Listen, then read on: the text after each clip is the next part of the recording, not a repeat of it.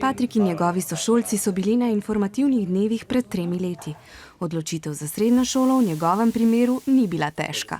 Jaz sem se odločil za tehniško gimnazijo, predvsem zaradi tega, ker me izredno zanima naravoslovje. Zaradi nadaljnjega študija mi je pa zelo priročno, da sem na gimnaziji za splošno maturo, kjer si potem lahko pišem na katerikoli faks si želim, če jo dobro pišem. Program tehniške gimnazije se od programa splošne razlikuje po tem, da vsebuje več naravoslovnih predmetov, kot so na primer mikrobiologija, biotehnologija, laboratorijske vaje. Tudi zato Živa razmišlja o tej šoli. Predvsem me zanima, kako se dijaki res tukaj počutijo in če mi je všeč, torej, če bo tudi meni tukaj zanimivo.